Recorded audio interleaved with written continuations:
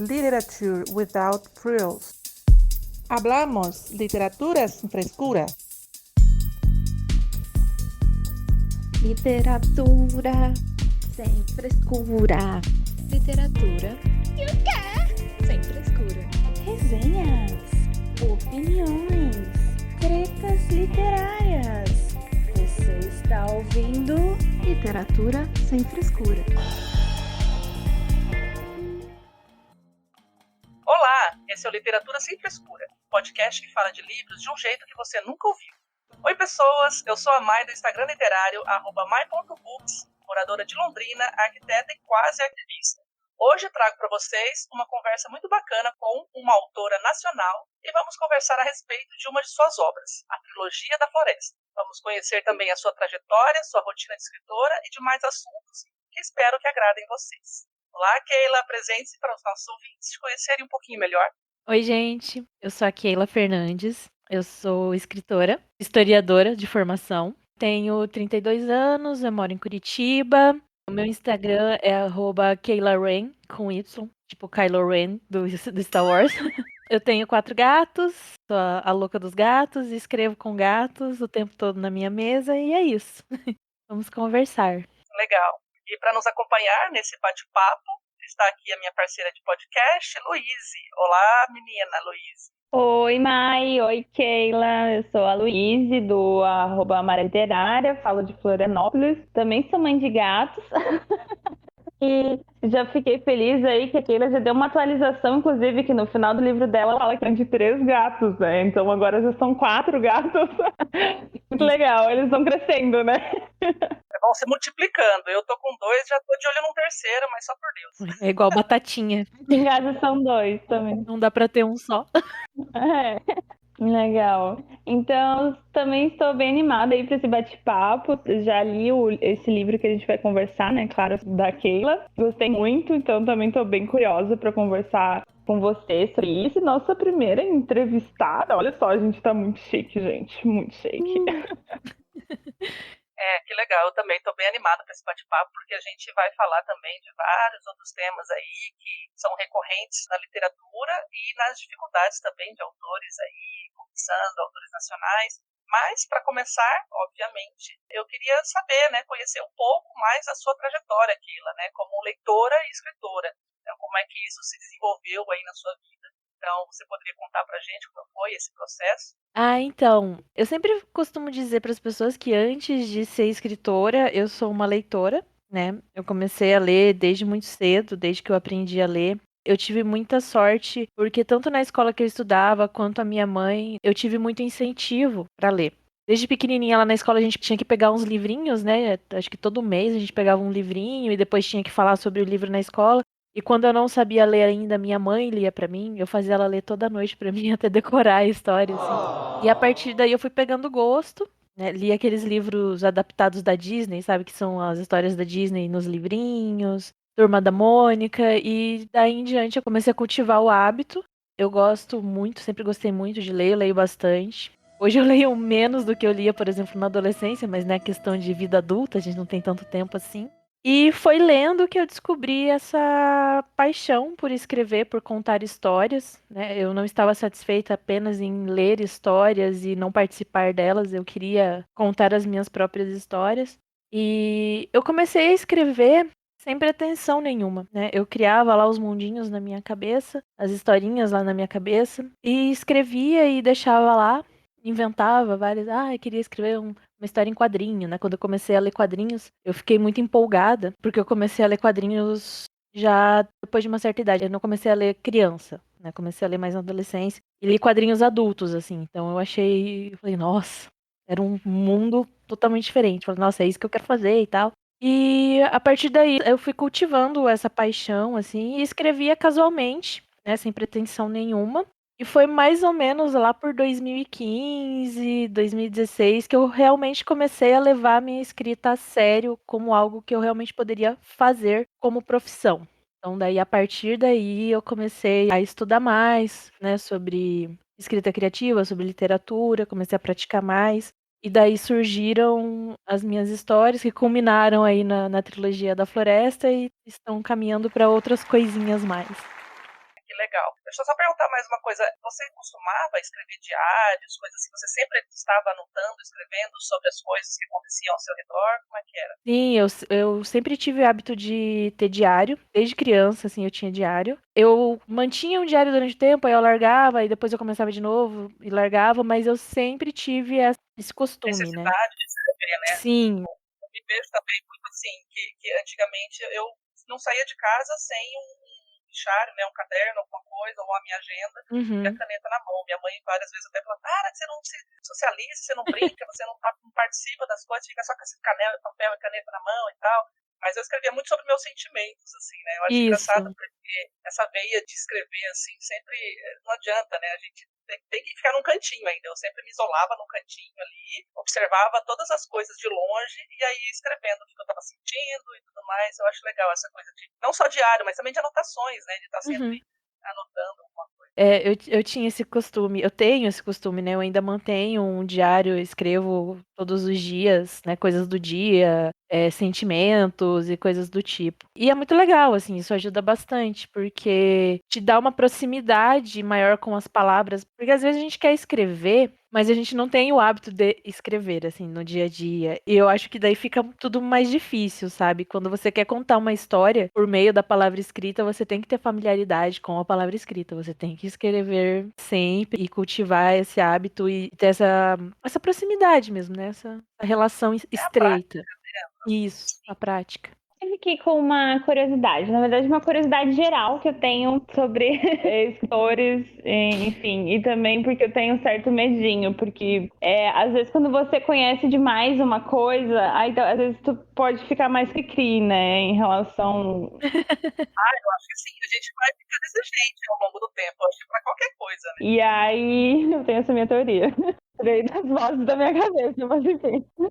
Eu tenho esse medo em relação à literatura, que eu tenho vontade de escrever, mas eu nunca li muitos livros, assim, tipo aqueles livros, ler como um escritor, essas coisas. Eu morro de medo porque eu amo ler como leitora. Eu amo me envolver na história, eu amo acreditar em tudo. Inclusive, tive várias reviravoltas com o seu livro. Eu adoro ficar, tipo, envolvida. Não quero descobrir como que foi feito. Assim, eu gosto muito desse sentimento como leitora. E aí eu queria te perguntar se aquela leitora mudou após aquele escritora. E se mudou, se você acha que foi positivo ou se você acha que acabou perdendo alguma coisa. Enfim, como foi esse processo? Mudou desde que você decidiu, ali em 2015, né, tornar como uma profissão, escrever e estudar mais? Acabou mudando o seu processo de leitura? Sim, mudou.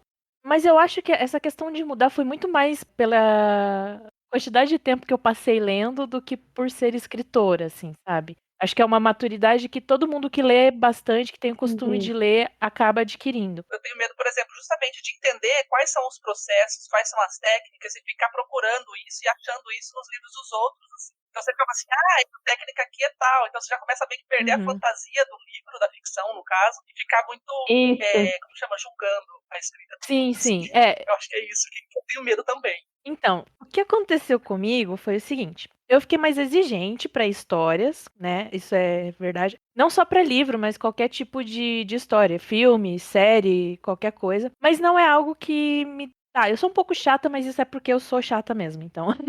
Mas essa coisa de ler como escritor, às vezes eu me questiono, falo assim, será que eu sei ler como escritora? Porque eu pego os livros para ler. Por exemplo, estava fazendo um curso, até comentei com a Mai, e eu preciso ler, né, um livro por mês. Às vezes eu empaco em algum, fico um tempo mais, porque são uns livros meio, alguns complicadinhos. E daí eu começo a ler, e daí eu me perco no livro e me envolvo ali, que nem você falou. E tô ali acreditando, comprando tudo que o autor tá falando, tô ali dentro da história. Eu esqueço que eu tô lendo pra estudar, entendeu? Aí é bom também porque você vai acabar discutindo no curso depois também. Isso, e assim, eu não acho isso ruim, eu não fico me punindo por isso. Você tem que ler como uma escritora. Eu vou ler o livro, né? Se o livro for do meu interesse, se for bom e capturar minha atenção, eu vou me deixar capturar ali, eu não vou ficar buscando. Aí depois eu penso nisso, vem depois, sabe? Meu cérebro fica lagado nessa parte. Aí depois eu penso, falo, como será que ele fez isso? Como será que ele estruturou esse livro? Mas durante ali a leitura eu acabo me envolvendo. Pelo menos comigo é assim. Viu, Luiz? Não tenha medo. Não tenha medo, Luísa. Sinto um pouco mais aliviada. Me sinto um pouco mais aliviada. Obrigada. Mas assim, de vez em quando eu me pego vendo alguma estrutura de algum livro, porque eu não sou nem escritora, mas às vezes eu penso, se eu fosse escrever, eu ia querer escrever desse jeitinho aqui. Às vezes eu me pego em partes, em trechos, olha como que ele desenvolveu isso, que legal. Ou essa forma de coesão num parágrafo, enfim. Às vezes eu consigo perceber coisas ali no meio que me encantam, assim, sabe? Você olha. Mas eu também não anoto, não sinalizo, não marco, tipo, só fico encantada ali, um dia eu faço, mas enfim, né? Então é porque eu, né, só pra explicar esse meu medo, né, eu fiz formação em jornalismo, até a história era a minha segunda opção e talvez eu ainda faça um dia, que eu amo também. Mas minha formação foi em jornalismo e aí, né, a gente fica estudando 4 anos e tal. E aí você pega, vai ler uma reportagem ou alguma coisa assim, tu já tá, tipo, ligada em como ele estruturou e como que fez, não sei o que lá, tu já tá pensando nisso, né, e aí por isso que eu fico com medo, assim, como o livro pra mim é um hobby, né, até o momento, assim, então eu fico com muito medo de perder isso, assim, mas talvez agora eu não fique com tanto medo. Não tenha medo. Eu acho que a gente não perde isso, sabe? Mesmo você compreendendo mais sobre estrutura e como autores desenvolvem as obras, eu acho que a gente não perde essa coisa do encantamento, de se envolver. Eu, pelo menos, não perco. Eu começo a ler e falo, caramba, eu já tô ali, meu Deus, mas o que vai acontecer com esse personagem? E agora? Ó. Keila, uma polêmica aqui. Legal. Polêmica do Literatura Sem Frescura. Você já chegou em momentos ali em que no meio de uma história você... Nossa, eu tô mudando totalmente, saindo fora do roteiro aqui, mas foda-se a conversa final. Imagina. A gente não tá com pressa, não. Não. Assim, já chegou de você no meio de uma história, você achar que vai acontecer de um jeito, tipo, já criar mais ou menos um plot twist na sua cabeça do seu jeito e ver depois que aconteceu de forma diferente. E no final também, porque eu sou a pessoa que gosta de querer mudar finais de Saramago, por exemplo. Mas você começa querendo mudar de Saramago. A Thaís fica louca comigo. Eu é do Neil Gaiman. Neil Gaiman, a Luiz vai mudar o final de Deus Americanos. E eu quero mudar o final de Ricardo Reis e do Evangelho segundo Jesus. Mas, não era o da morte também. As Evidências da Morte também. Enfim, todo Saramago pra mim, eu fico imaginando que vai ser uma coisa muito louca lá no final. Assim, caramba, filho, você vai deixar essa charadinha só? É genial, mas enfim, né? eu fico esperando sempre um pouquinho mais. Não mais dele, né, obviamente, que eu não sou essa louca. Mas assim, não sei, eu fico criando coisas. Você faz isso na leitura dos outros? Faço. Você cria a sua própria história paralela? Eu crio coisas na minha cabeça, assim. Eu acho que sou uma escritora e só não fiz isso ainda porque eu não tenho meu teto todo meu. Então, exatamente. Mas é isso. Eu acho que é parte do processo criativo para quem escreve, mas também é muito parte da vida do leitor ali, sabe? Porque você cria expectativas, querendo ou não. Sim. E às vezes você se decepciona, né? Às vezes você, porra, eu queria que o final fosse. Não era isso que eu tava esperando. Mas eu faço isso. Às vezes eu me acho muito esperto. Oh, nossa, eu já sei o que vai acontecer. Isso aqui, ó, vai acontecer isso aí acontece uma coisa completamente diferente do que eu tava pensando. Diferente. Daí eu, tá. Mas eu sempre faço isso. Então, sabe por quê? Porque deixa eu comentar, que eu vou confessar, a gente não começou ainda a falar sobre os seus contos, né, da trilogia da Floresta, mas eu já tava querendo criar um plot twist ali. Eu já falei assim, meu Deus, essa pessoa aqui é a mãe daquela ali que já liguei uma pessoa na outra, muito louca. Assim. Aí eu vi, obviamente, seguiu um rumo diferente ali, com certeza passaram pelo menos uns 300 anos entre uma coisa e outra, mas não sei da onde que eu falei assim, eu queria que fosse ali. Você já pensou se essa aqui fosse mãe daquela ali, e que não sei o que, aquela que morreu, enfim, vamos conversar depois, mas eu acho legal isso, porque minha mente às vezes flutua umas coisas, e eu gosto disso, acho muito legal mesmo, e faz parte mesmo, né, da gente acreditar que a gente tem essa criatividade, né, que a nossa cabeça ali tá trabalhando, eu acho pelo menos prazeroso pra mim. Eu gosto também, eu acho que é inevitável, assim, a gente chega num momento que, principalmente quando a gente se envolve muito com a história, com um determinado personagem, e a gente fica ali torcendo, eu quero que tal coisa aconteça, e nunca acontece. Eu sou mais assim, já pensou que louco seria ser? Sim. Kindred, por exemplo. Kindred, eu criei um final alternativo. Assim, não um final, né? Mas como chamam? Um ápice uma tensão ali, meio. Eu falei pra uma amiga minha que tava lendo comigo, ela inclusive mora no Japão, enfim, né? A gente conversava nos horários muito aleatórios. Mas eu contei pra ela assim, nossa, Maia, realmente ia ser muito louco. Assim, se eu fosse a editora da Octavia Butler, eu ia falar pra ela assim, ó, filha, já pensou se fosse assim? Imagina que louco que ia ser. Sim. Enfim. Mas né? Eu devia ter escrito até, assim, sabe? O meu problema é que eu tenho essas criatividades e eu não escrevo, não ponho papel. Eu tenho sonhos muito bacanas que às vezes eu tenho vontade de dizer, ó, vou escrever pelo menos esse trechinho, um dia eu vou usar, mas Sim. não. Mas é daí que vem as nossas histórias, né? É você reimaginar coisas. Todo mundo fala, nada se cria e tal. E realmente, tipo, praticamente tudo já foi feito, foi dito e escrito. A gente só reimagina. E eu acho isso muito bacana. É daí que vem a nossa criatividade, né? As nossas novas histórias e coisas. Eu escrevo sonhos também. Isso é um exercício muito interessante, assim. Já tá nesse assunto, né? Vamos para essa próxima pergunta, que acho que, né, tem relação com o que a gente reimagina de acordo com essas influências que a gente tem, que a gente consome. Então, a gente queria saber quais são as suas maiores influências culturais e literárias e como que você acaba encaixando isso nas suas histórias, nas suas próprias criações. Influências. Eu tenho influências que vêm de muitos lugares aleatórios, assim. Eu falei esses tempos atrás no Instagram, de vez em quando eu faço uns videozinhos falando de processo criativo e sobre, né, escrita, e teve um vídeo que eu falei sobre isso, né? As minhas principais influências no geral, né, são a literatura, a música e o cristianismo.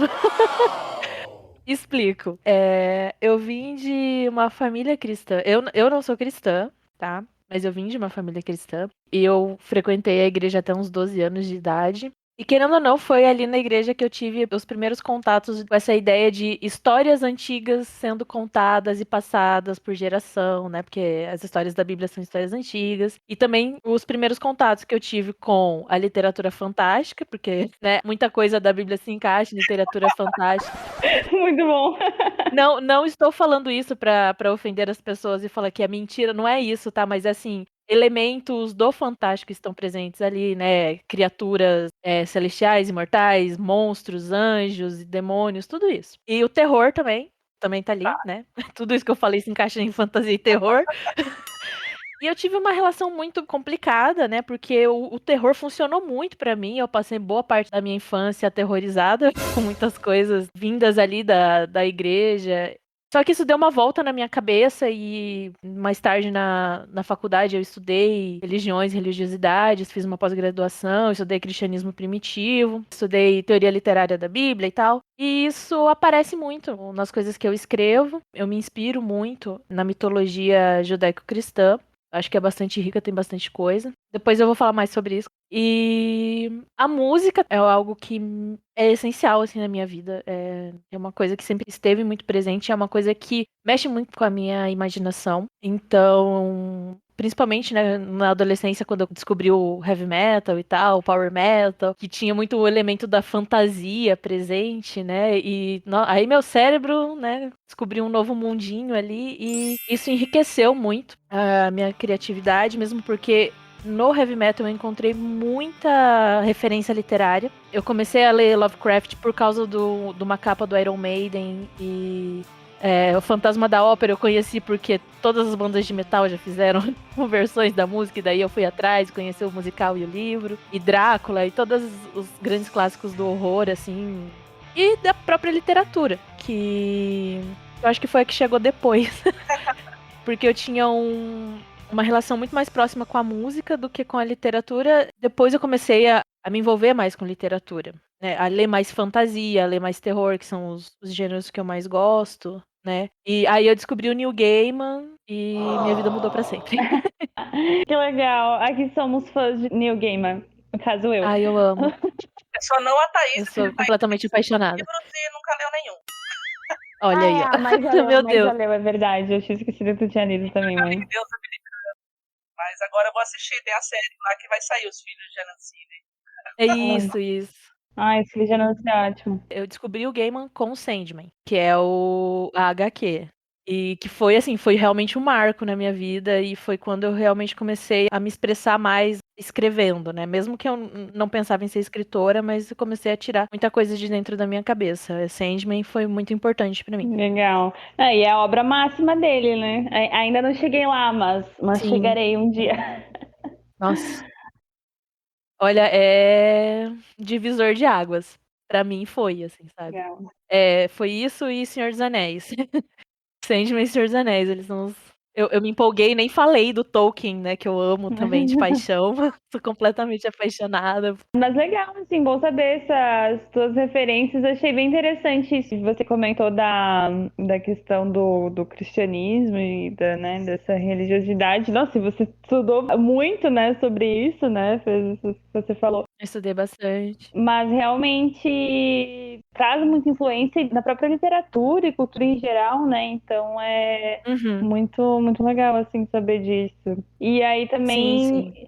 que eu achei bem interessante, daqui a pouco a gente já vai entrar, né, no seu livro, mas também isso dessas religiões, né, que você comenta, né? Tem no livro dos druidas e tal, né? Então, essas Uhum. outras religiões, achei, nossa, muito, muito bacana mesmo isso.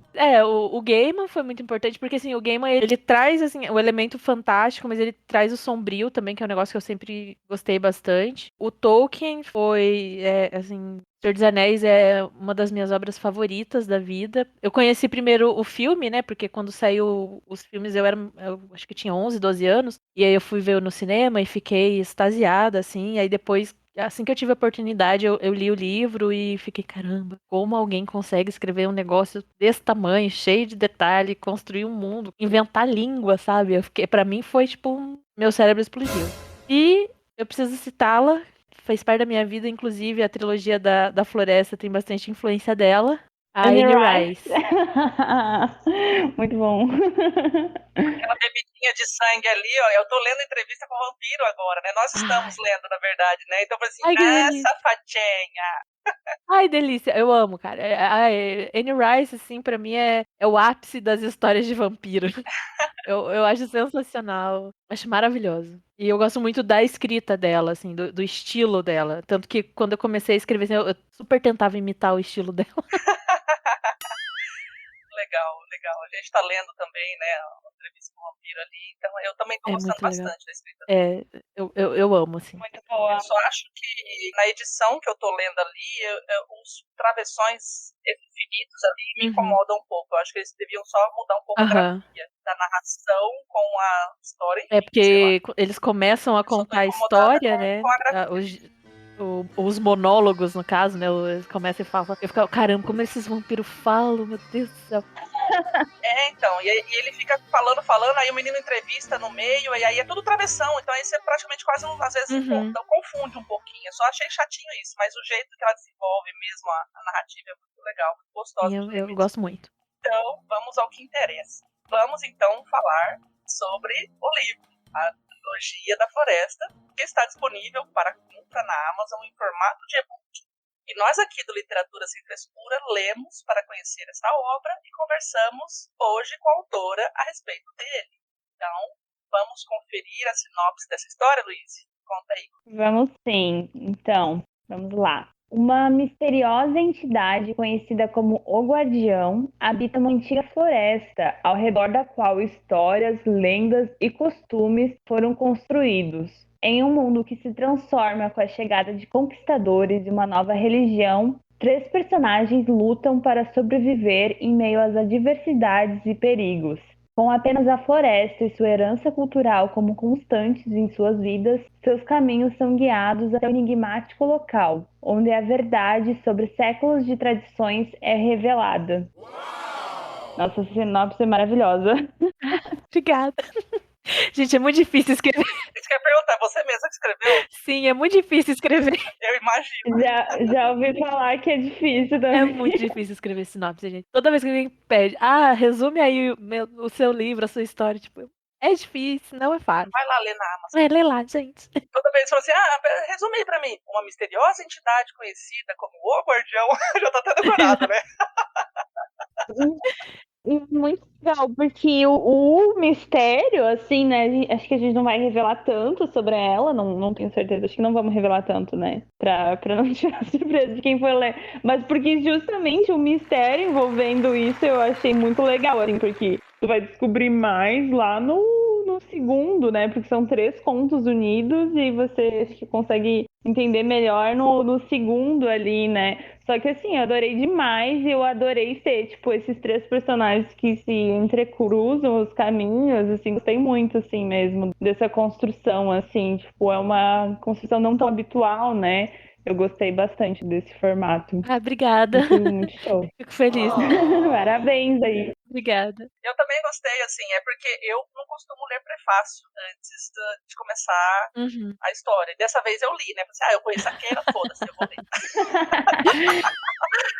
E aí foi até bom que você meio que ali já explica, né, que elas estão ligadas e o processo, né, como Uhum. foi, você escreveu uma, você teve a ideia de uma e depois achou que tinha essa necessidade de contar o outro lado, né, a mesma história, ou não, né, na verdade, por uma outra visão, sobre um outro olhar, e aí o mistério todo, como aquilo, né, se originou. Então eu já fui talvez um pouco mais pronta até, né, para receber a história e entender um pouco melhor.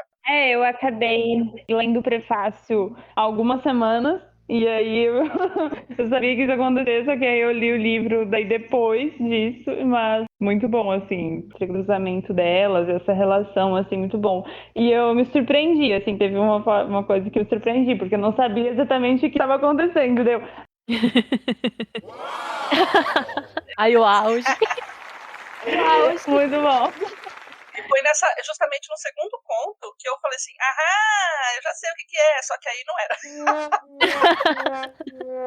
Poxa, é muito bom saber disso. Eu consegui enganar vocês. O meu plot twist, né? Eu fui pro meu plot twist, falei assim, essa fulana aqui é mãe da outra lá, né? Não, enfim. Uma super ancestral, assim. Então, tinha coisas dentro do meu ali e eu tava querendo já juntar tudo uma vez só. Mas assim, agora que a gente está dentro, né, falando sobre a sua obra, a Trilogia da Floresta, eu gostaria que você nos contasse daí como que se deu essa inspiração para contar essa história. Lá no prefácio você já conta um pouquinho, mas para quem estiver ouvindo a gente aqui, aí eu gostaria que você explicasse aí como é que foi. A ideia primordial, né, a inspiração, veio de um sonho. Isso que eu falo, que eu gosto muito de anotar os meus sonhos, porque mais de um conto ou história que eu escrevi vieram dos sonhos. Sonhos são coisas muito malucas, então você tem ideias interessantes. A ideia principal veio de um sonho e eu escrevi, né, o esqueletinho e comecei a trabalhar em torno daquela estrutura. Era só a estruturazinha, né? A ideia era isso. É uma personagem que é assim, assim, assado e vai acontecer isso. E daí, em torno, eu comecei a escrever. E quando eu tava escrevendo, eu lembro que teve uma época que eu participei bastante de um desafio de terror daquele site Recanto das Letras. Sempre tinha um desafio de contos de terror, que você tinha um tema e você escrevia um conto. E daí todo mundo comentava seu conto e você comentava o conto das outras pessoas. Isso me ajudou bastante, inclusive, a me desenvolver, né, como escritora e aprender técnicas e coisas do tipo. E o primeiro conto, ele participou, né, de um desses desafios e ficou em segundo lugar. E daí eu inventei, falei assim, eu quero continuar essa história. E daí escrevi o segundo, e eu escrevi na ordem, eu acho que eu escrevi na ordem, agora eu não lembro qual eu escrevi Isso primeiro. que eu ia perguntar, né, porque é sobre o posicionamento também dos contos no seu livro. O conto 2 foi o primeiro que eu escrevi. Aí o segundo foi o primeiro e depois o Santuário. Isso, e o último foi o último mesmo. E eu lembro que eu falei, eu quero continuar essa história. E aí eu escrevi 2 contos e eu decidi, eu falei, eu vou montar um e-bookzinho e vou colocar na Amazon. Só que eu acho que funciona se for 3. Tem que ser trilogia. Na minha cabeça tinha que ser, né? Então eu inventei que tinha que ser e tinha que ser. E daí eu escrevi o último conto. Aí eu escrevi tudo bonitinho, tal, pesquisei as coisas que eu tinha que pesquisar. E eu fiz tudo sozinha, né? Na época não tinha muita noção de publicação, eu fui aprendendo enquanto eu fui fazendo. Eu tinha a noção de que eu tinha que revisar, editar, diagramar e tal. Eu fiz tudo sozinha, né? Porque até a capa eu fiz, né? Ficou horrível. Aí depois de um tempo, uma amiga minha, né, que também chama Maiara, inclusive, Olha! fez a capa atual, que ficou super bonita e tal. Mas o que tinha feito tinha ficado horrível. Mas eu fiz tudo sozinha e tal. Mas foi muito legal ter escrito esse livro, né? É um livro curto, né? Eu falo que é o meu humilde livrinho. Porque realmente era a história que eu queria contar e foi uma história que me ajudou a me desenvolver bastante. Eu me envolvi muito com os personagens. Eu juntei coisas que eu gosto muito. História de vampiro e mitologia celta, que são coisas que eu gosto bastante. Aí entrou a influência da Anne Rice, que é essa coisa de contar histórias do ponto de vista de personagens diferentes que se interligam, mas estão afastados por muitos anos e séculos, mas, né? É bem a coisa da tia Arroz. Isso realmente foi a influência que eu tenho da Anne Rice. E foi um processo, assim, que eu me diverti, sabe? Eu me diverti escrevendo, eu fiquei muito orgulhosa depois que eu terminei. É uma história que eu gosto muito, né? Poxa, escrevi isso, ficou tão legal. E os feedbacks que eu tive depois foram bastante positivos, né? Ainda o segundo conto, que é o primeiro no livro, né? Que eu escrevi por segundo, eu também escrevi ele nesse mesmo desafio, né? Numa outra edição do mesmo desafio. Teve gente que gostou, teve gente que não gostou de uma determinada cena lá e falou que eu tava pregando ódio aos homens e algo do A tipo, gente vai chegar sabe? aí, a gente vai chegar nisso. Foi uma coisa meio polêmica. Foi bom. Deve ter sido homens que comentaram isso. Teve alguns caras que falaram, mas teve uma mulher que falou isso também, infelizmente. Mas assim, né? Paciência. Mas é só contrário, gente. Vamos pensar um pouquinho, né? Tem coisas que são contadas, tem coisas que realmente estão acontecendo. Já que você tocou nesse assunto, deixa eu já só pontuar aqui o que a gente está falando. Nessas histórias, principalmente, né, na primeira, que é o primeiro conto do livro, tem realmente essa cena aí. Então, assim, o livro a gente percebe que tem muita sororidade e o feminismo ali, né? Uma ajuda mútua ali das mulheres, né, nas personagens, que elas se compadecem da situação das outras, toda a história ali, né, pelo que eu compreendi. E realmente eu também, assim, na hora eu também pensei um pouco, assim, extremista, mas pera lá, não é extremista se a gente for pensar que isso aconteceu de uma forma contrária do que já aconteceu tipo, durante séculos, a Inquisição matando mulheres como bruxas, enfim, pregando ódio contra as mulheres. Então ali foi só uma pequena retaliaçãozinha. Eu enxerguei dessa forma. Eu sempre costumo dizer que assim, é foda porque uma vez que você termina de escrever e você põe pro mundo, a obra já não é mais sua, né? As pessoas, elas vão ler e elas vão ter a interpretação que elas têm. Então, assim, as pessoas que viram isso, né, não posso fazer nada. Foi a interpretação delas. Mas, assim, a gente tem que lembrar que é uma obra ali que é de horror, né? Então, tem o elemento da violência, o elemento do gore. Então, não vai ser uma coisa bonitinha. A gente não vai resolver coisas com diplomacia nessa obra, porque, né? Pô, gente, pra que violência? Não precisa E assim, disso. eu Vamos escrevo resolver no terror, diálogo. entendeu? E é isso. E depois eu vou voltar nessa parte aí que você falou da sororidade e tal, mas. Não, entendi. E na obra tem também essa questão, porque a violência, ela tá ali, não tá ali só pelo, entre aspas, por quem seria um monstro, né? Quem seria as figuras Uhum. do terror, né, que traz essa violência também. Mas a violência também tá nos próprios olhares fechados ao que acontece com as personagens, né, as pessoas que ignoram, né, os pedidos de socorro, e aí depois que aconteceu tudo, ficam com o olhar de pena, né, o que adianta, né, depois de ter acontecido e não ter feito nada, né. Então eu acho que essa violência já tá ali, não só nesses personagens que naturalmente vão ter essa questão, mas também dos próprios habitantes da vila, né?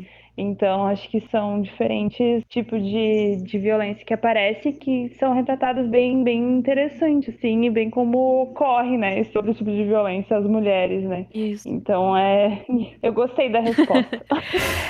Ai, que bom. Obrigada. Mas esse foi o meu pensamento quando eu tava escrevendo, porque assim, eu sempre fui muito fascinada pela figura do monstro, né? Do vampiro, do lobisomem, do monstro do Frankenstein. tudo que era considerado monstro. E eu percebia quando eu ouvia os filmes ou lia os livros, em algum momento eu sentia pena do monstro. Porque o monstro se tornava monstro porque algo muito ruim aconteceu com ele. Aham. E daí eu sempre tive esse questionamento. Falei, mas ele é um monstro? Mas ele não seria, assim, por exemplo, o Frankenstein, né? Que eu amo de paixão o livro, assim.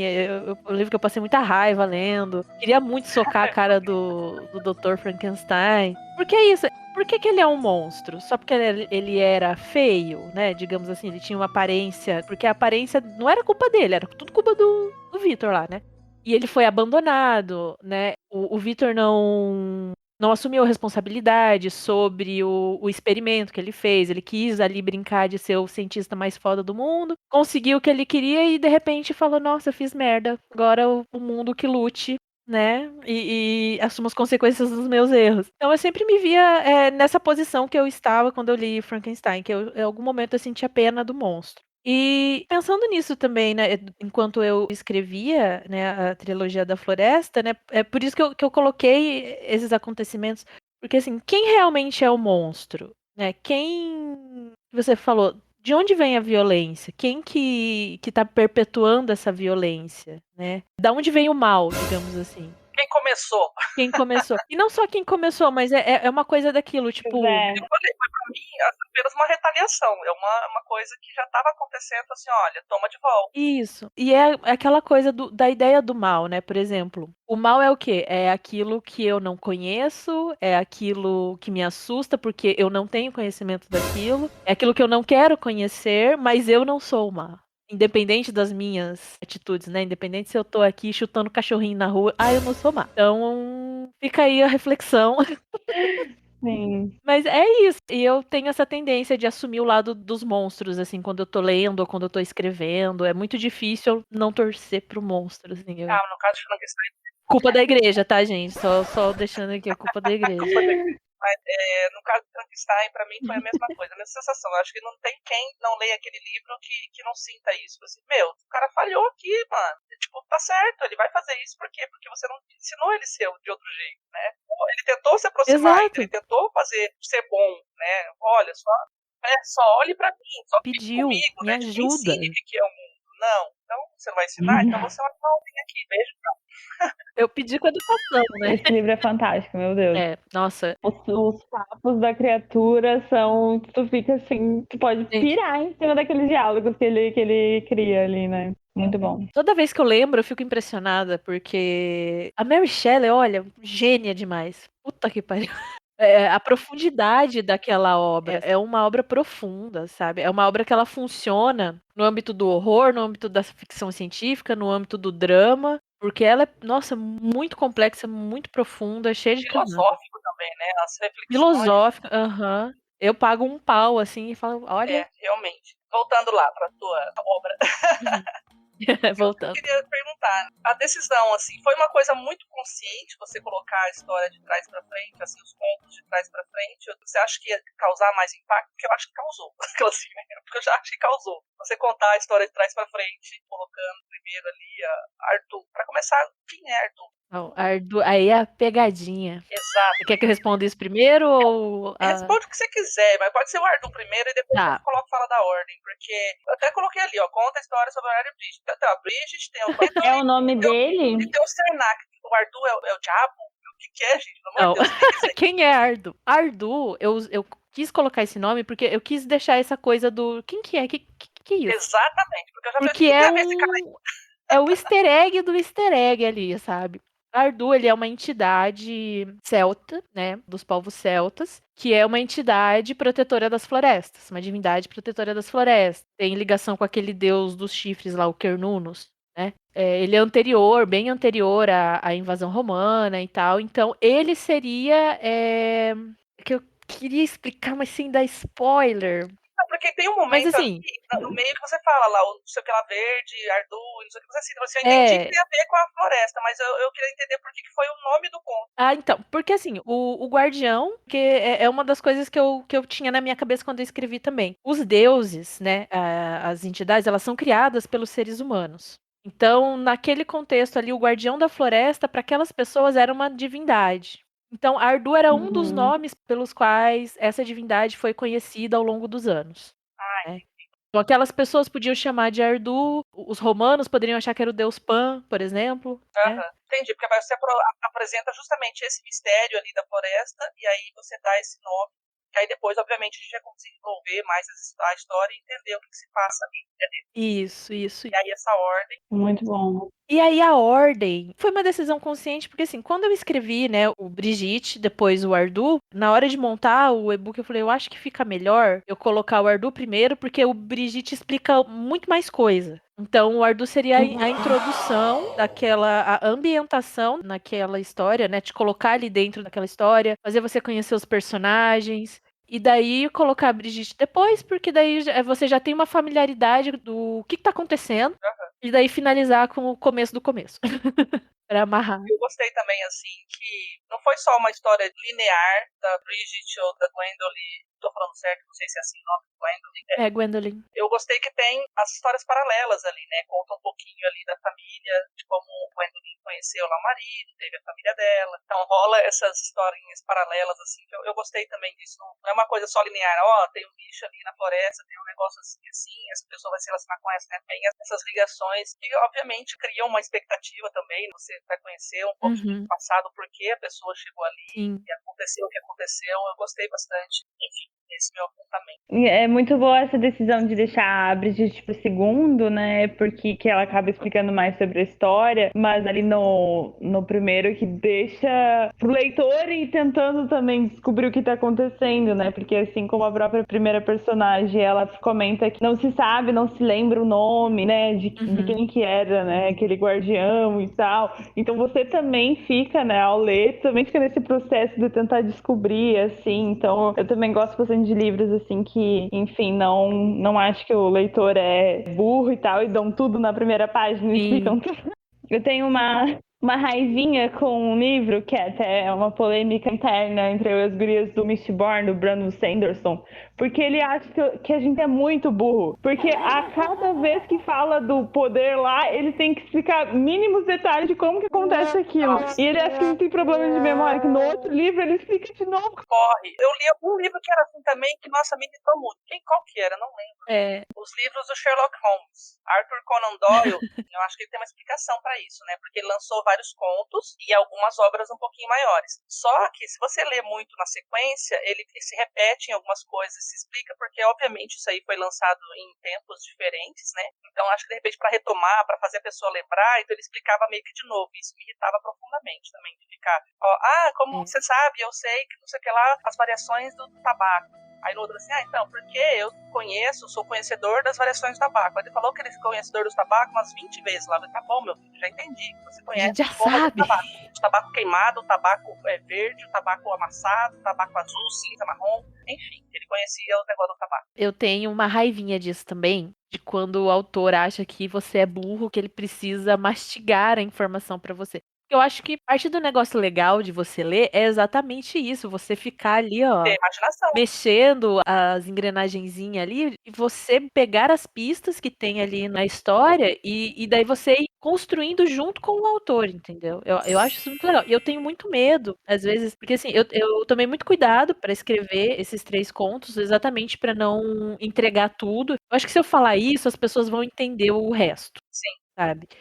E eu tenho muito medo de, quando eu tô escrevendo, explicar demais. Eu não quero explicar demais. Eu quero que tenha um mistériozinho. Eu quero que as pessoas tenham com que ficar com a pulguinha ali atrás da orelha e pensando. Eu tenho muito medo de ser a super ultra mega didática chata que explica tudo. Assim. Eu realmente não gosto também. Eu gosto do acontecimento. O autor fala com você como se você já estivesse sabendo de tudo, sabe? Sim. Eu acho isso, essa é a impressão que eu tenho. Eu acho muito interessante. Que é por exemplo, o começo lá da Metamorfose do Kafka. Eu não li isso. É que assim, eu acho maravilhoso, porque na primeira frase ele fala que então um dia o Gregor Samsa acordou metamorfoseado no inseto gigante. E você que se vire pra entender isso daí. Eu não vou te explicar por que ele virou um inseto, como ele virou um inseto, o que aconteceu. Foda-se. Só isso. Ele só virou inseto, e aí ele vai viver assim agora. Ele virou um inseto e você que lute agora pra ver o que você vai fazer com isso. Muito legal. Então, voltando ali então no papo sobre sororidade, feminismo, a minha, na verdade, dúvida é se isso já estava embutido no seu sonho ou, é assim, né? O que você sonhou?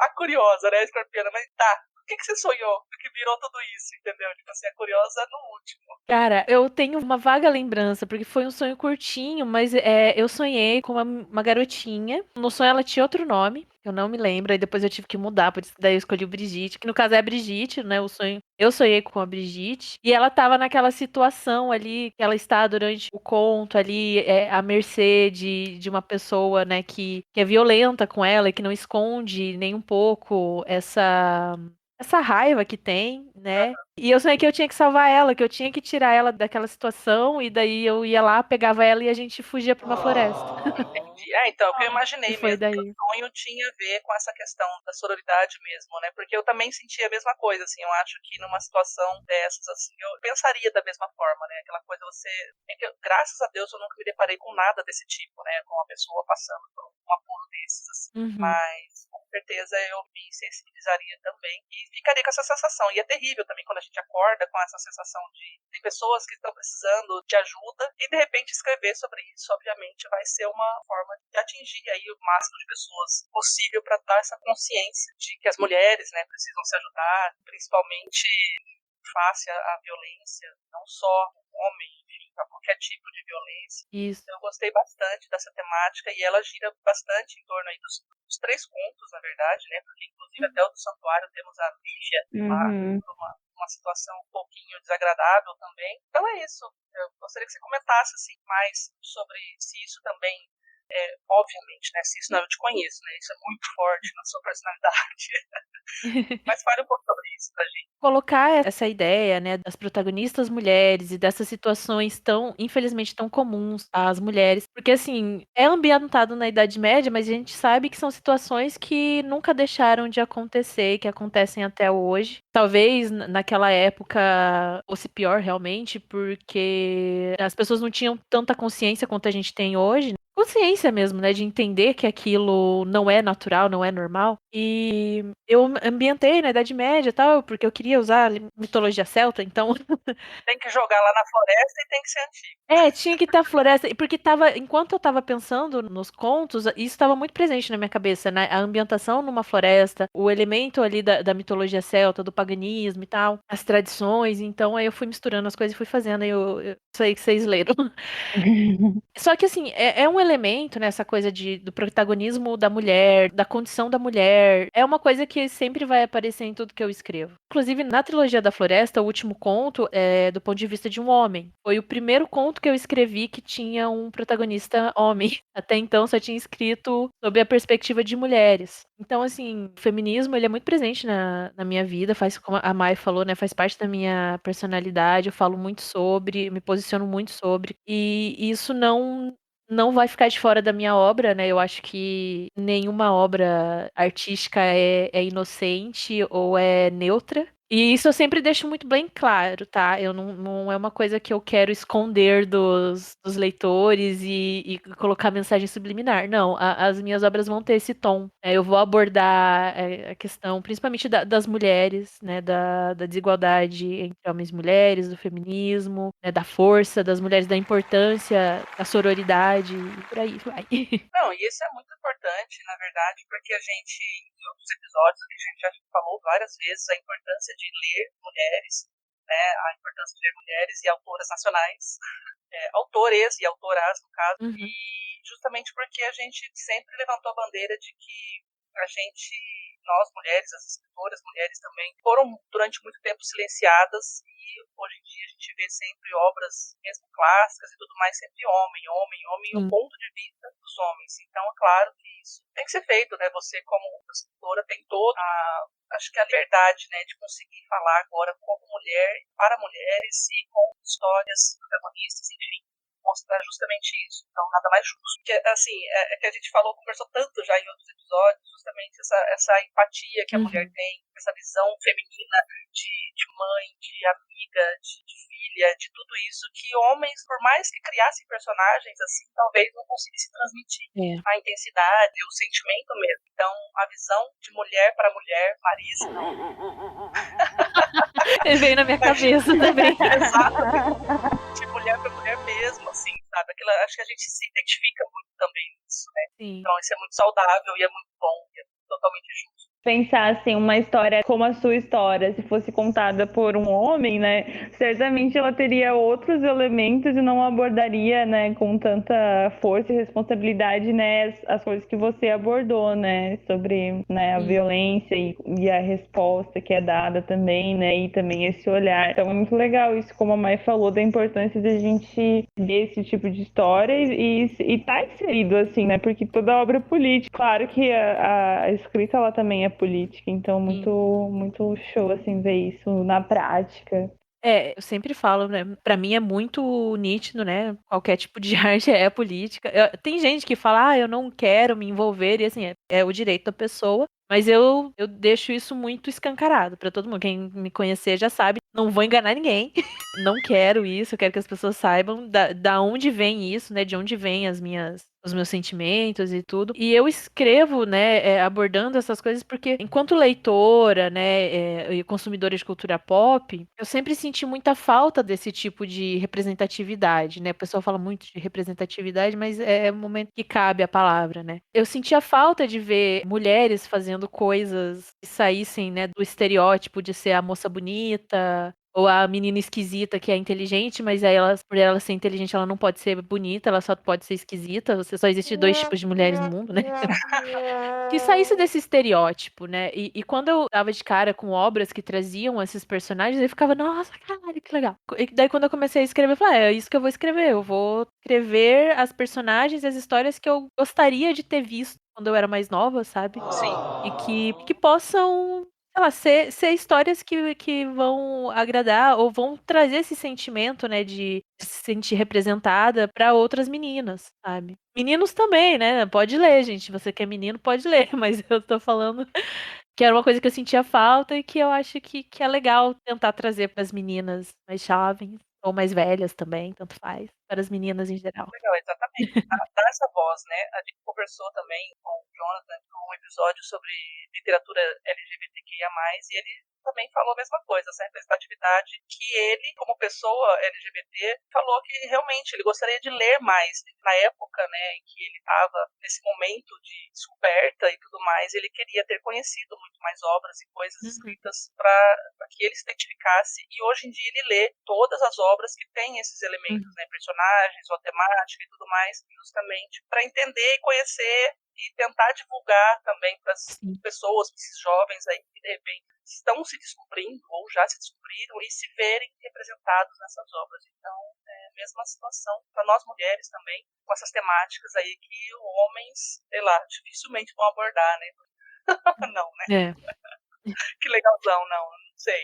É difícil, né? É complicado. E principalmente quando a gente, como você falou, né? Quando a gente se diz assim, preciso ler os clássicos por qualquer motivo que seja, e a gente se depara com um monte de livro de homens, né? E às vezes aquilo torna a leitura, não sei se vocês sentiram, um pouco repetitiva, porque eles acabam falando sobre as mesmas coisas. E Sim. Não aprofunda, né?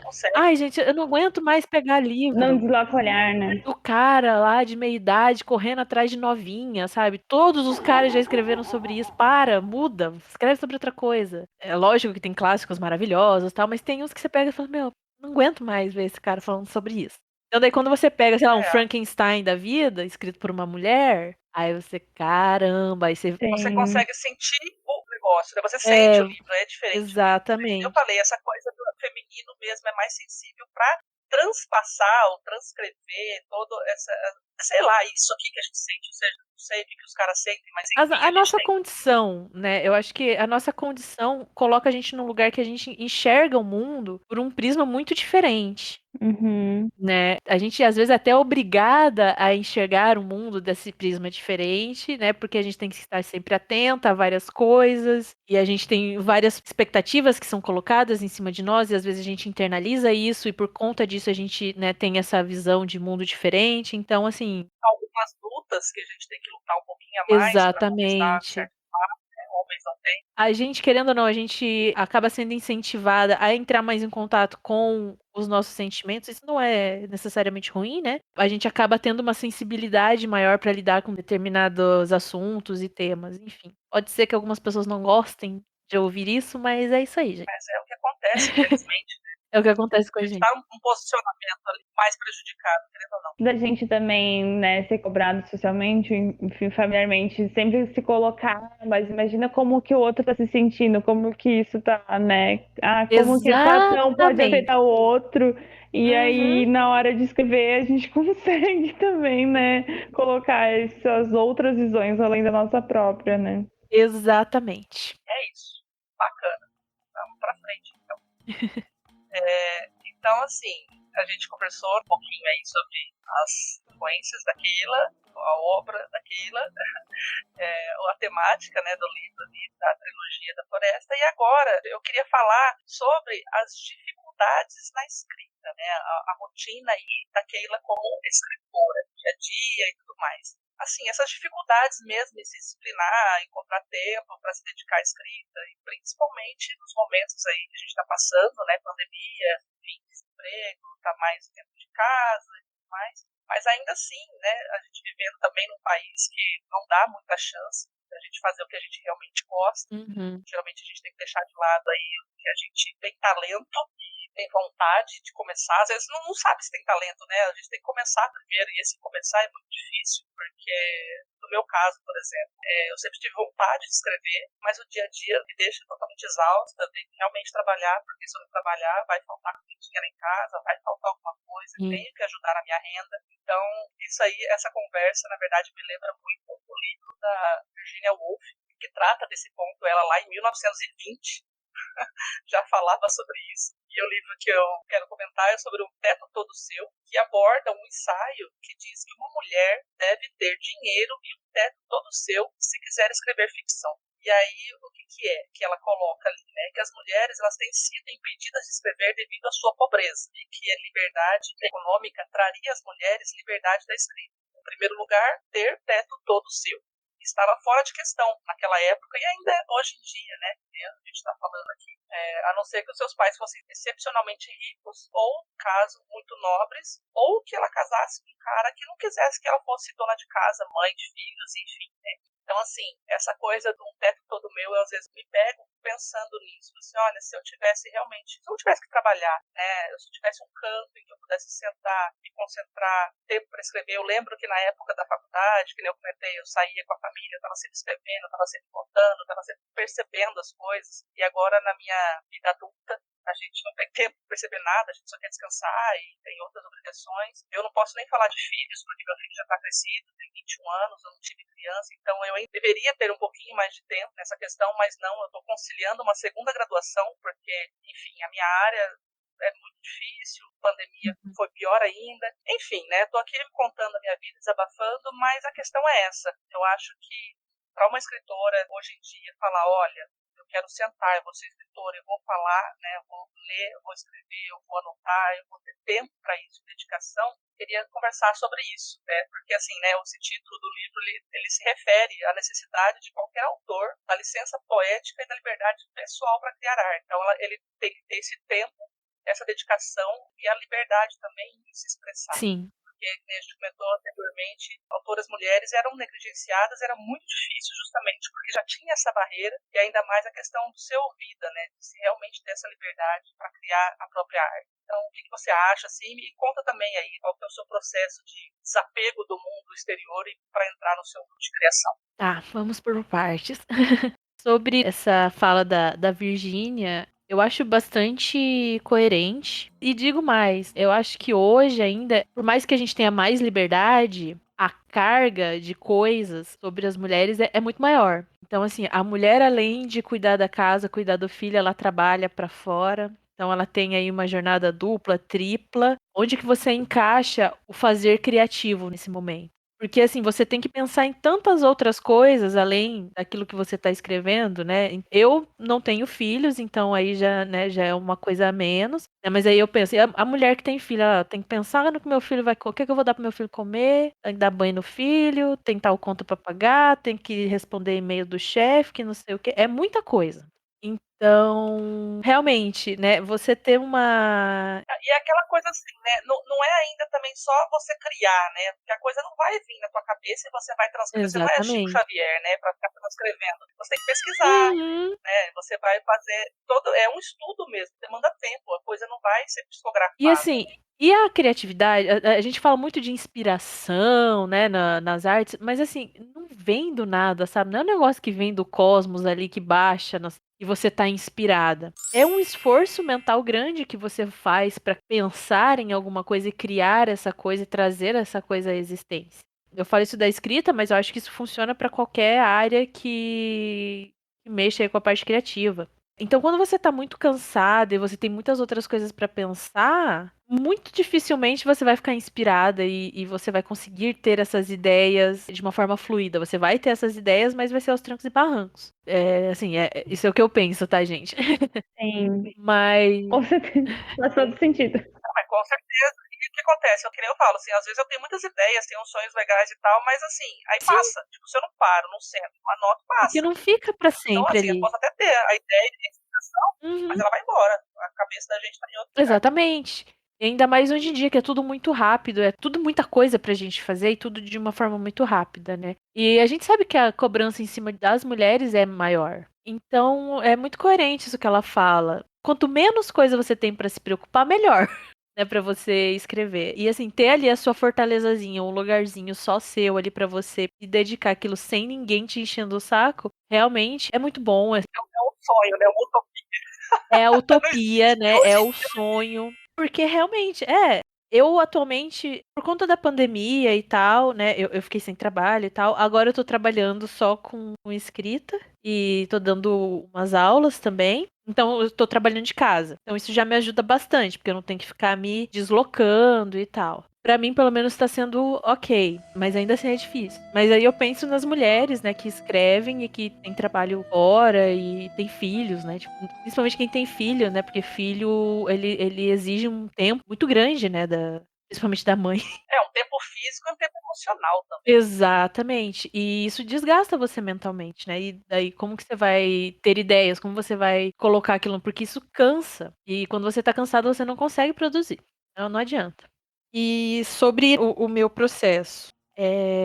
Eu sou uma pessoa muito caótica. Eu tenho uma dificuldade gigantesca em me organizar e ter rotina. Então, assim, olha, foi um trabalho gigantesco, assim, para eu conseguir me compreender, porque eu tive um problema, assim, que eu não me via como uma profissional da escrita. Não via escrever como um trabalho como qualquer outro. Na verdade, assim, ó, deixa eu te corrigir. Eu acho que não é que você não se via, acho que você se via como escritora, você só não se acreditava na escritora, talvez. Mas assim, o que eu digo assim, no fundo da minha cabeça ali, ficava assim, você está perdendo tempo, você está desperdiçando tempo, você devia estar fazendo um mestrado, você devia estar fazendo um concurso para dar aula, tipo isso, sabe? O impostor ali na sua cabeça. Eu falei, não, eu vou escrever, é isso que eu vou fazer e pronto. Eu comecei a ter um pouquinho mais de organização. Eu ainda sou bagunçada, sabe? É uma coisa que eu acho que eu nunca vou conseguir mudar. Mas eu consigo escrever quase todos os dias. Não vou falar que eu escrevo todos os dias, que tem dias que não. Mas eu escrevo quase todos os dias. E eu me cerquei Really, pelo nigga? meu trabalho. Então eu tô sempre escrevendo, ou eu tô sempre estudando, fazendo curso, e lendo, e me colocando como escritora. E dentro de tudo isso, né, aí tem outro problema, que é a questão da produção, que hoje parece que exige de você, de qualquer profissional no caso, mas eu tô falando de mim, produzir muito. em larga escala, em muitas coisas, o tempo todo. Eu uso o Instagram para divulgar o meu trabalho e tem muito essa coisa, não, você tem que postar coisas todos os dias. Não tem como, gente, não dá. E aos pouquinhos eu fui achando o meu ritmo e fui aprendendo que eu também tenho que respeitar o meu corpo quando ele pede para, né? Senta um pouquinho, respira. É muito autoconhecimento, sabe? Uma jornada de autoconhecimento ali. E eu comecei a me descobrir, né, dessa forma e aprender essas coisas sobre mim quando eu comecei a me ver como uma escritora mesmo. Como a escrita como um trabalho, não só um fazer criativo, mas também, né, profissional. E é isso aí, gente. Não é fácil, né? Tem dias que você fala, meu Deus, o que é que eu tô fazendo? Ou que eu não consigo escrever uma palavra, né?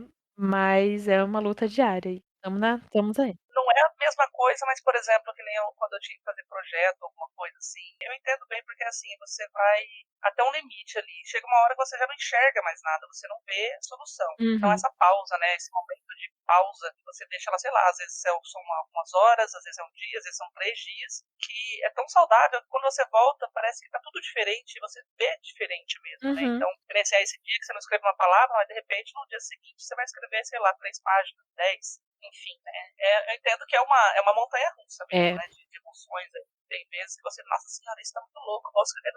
Tem dia que você, nada. Né? E tem os dias que eu escrevo e falo, caramba, ficou muito foda isso daqui, olha só o que eu fiz. Aí no outro dia eu falei, tá horrível, ninguém vai querer ler essa porcaria. E assim vamos indo. Tem um autor, não sei se foi o Luiz até que citou outra vez aí, que falou, né, que o problema do escritor é saber quando parar, não é? Quando é que chega o momento, você vai escrevendo, legal, tem que saber ali. Eu tô nesse momento, inclusive, da minha vida. Tem um que fala também, será que é Stephen King? Que você não pode escrever naquele dia tudo até esgotar as ideias, ou é o George Martin, não sei. Que aí você tem que guardar um pouquinho pra continuar. Que tu sabe qual que vai ser a próxima etapa, aí você para, daí depois continua. Mas enfim, né, cada um tem seu processo e vai descobrindo, né? Mas é interessante saber mais sobre, né, o seu processo e saber como que você lida com tudo isso. A Maia também tem essa vontade, né, de publicar livro, enfim, de ser escritora. Eu também, principalmente antes, logo que eu entrei na faculdade de jornalismo, porque eu gostava de escrever. Aquela de metade todos no jornalismo, aí sai da faculdade odiando escrevendo notícia, que é completamente diferente de uma história, né? Enfim, né? História da minha vida. Mas antes eu tinha mais esse desejo aí de ser escritora, depois de por escrever tanto, né, nessas questões, assim, a gente acaba quase perdendo um pouco. Mas é interessante saber sobre esse processo, e ele é difícil, né, assim, né, acho que processo criativo, ele demanda muito esforço e ele não é valorizado na maioria das vezes, né? Exato. Todo mundo fala assim, ai, criou essa historinha aí, fez uma fotinha ali, não sei o que.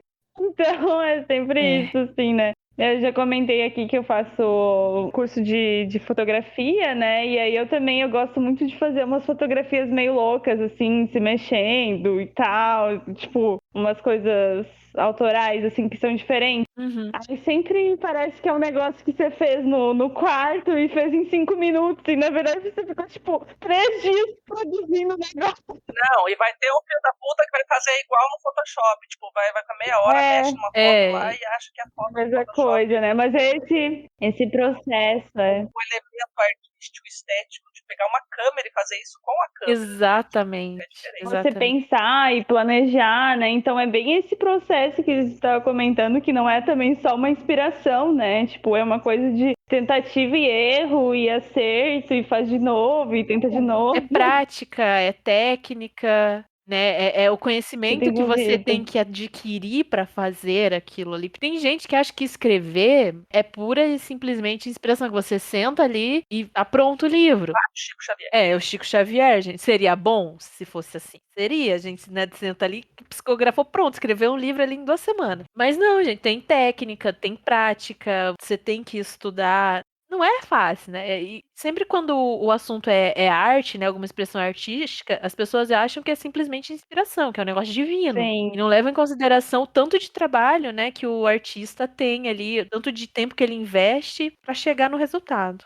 Eu lembrei agora do meme que tem, né, que circula aí no Instagram literário.